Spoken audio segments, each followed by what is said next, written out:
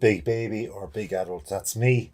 Signs that you're emotionally mature, though, according to the great researcher Smith, said that personality results from the emotional tensions of living and psychological struggles between the ego, the superego, the id, the place where consciousness, foreconsciousness, and subconsciousness reside.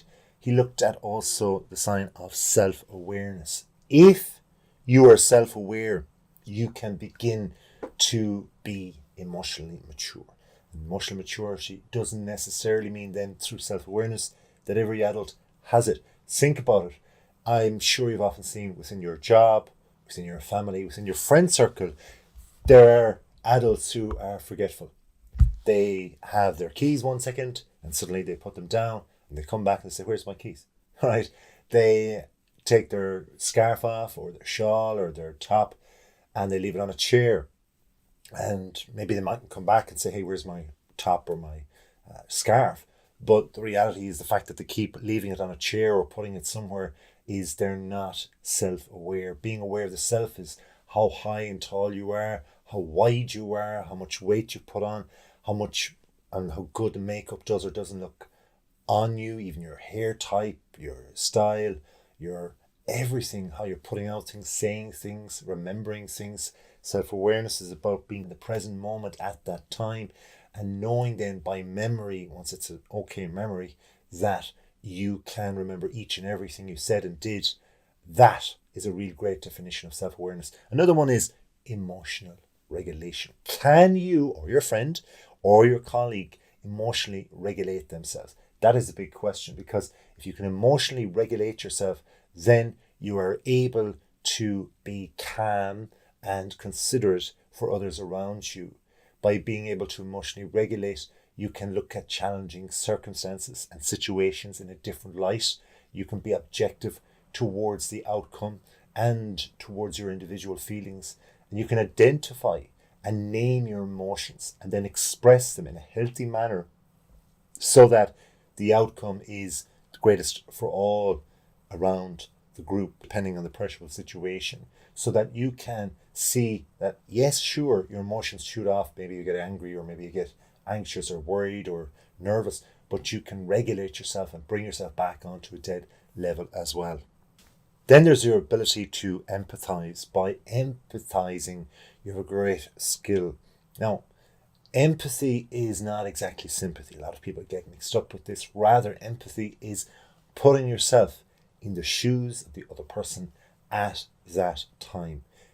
Enabling yourself to do that means that you're feeling their energy, you're giving them your energy. There's this great cusp of likeness going on within that moment. And that's where the other person, the person that may need that empathetic touch or way, will certainly appreciate that social and emotional support from you. You demonstrate empathy and compassion toward others, showing an ability to understand and validate their emotions and perspectives during that particular time.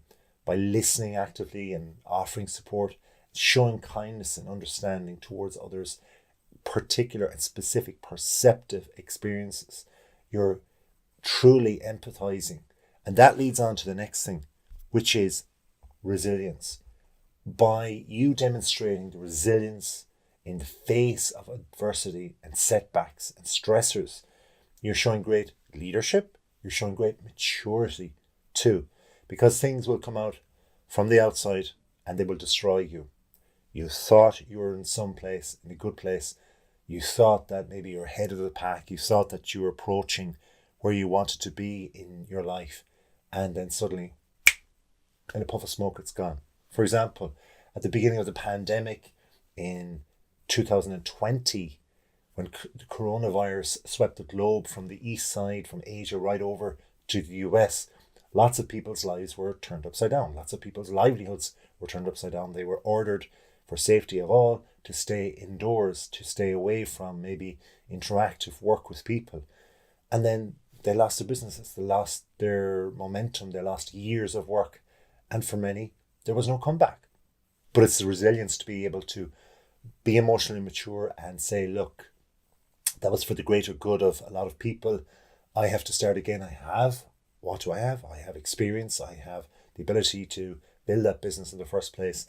And I have, respect for people. So therefore I should serve them again in the future. So look at the positives, look at what you've got and go with that. Accountability is huge as well. If you take responsibility for your actions and choices, it becomes your behavior over time. It becomes habit ingrained within you, and you become accountable and you say, look, this is what I am. I'm leading the way here, and I'm acknowledging that I matter. That's a given. So therefore, I can be accountable, not just and only to myself, but to others as well. Now here you're able to admit when you've made a mistake, and how many people can do that all of the time. I certainly do my very best to do that. And I don't mind, so long as a person is straight up with me and comes to me face to face, nice and calmly, in emotional control, and says, look, you made a mistake in that regard. You were wrong there. And if they can rationally explain it to me, I'll know straight away if and when they're correct. Now, if I think differently, obviously, I'll be able to discuss it with them in a rational way as well. But you have to take accountability when that happens and make amends to those you've hurt if you've done something that's overtly hurt them and even subconsciously hurt them and you weren't aware of at the time. You need to avoid then blaming others or making excuses for your actions. What's done is done, what's gone and lost forever. All we can do is learn from these things. Remember, maturity is a thing that develops.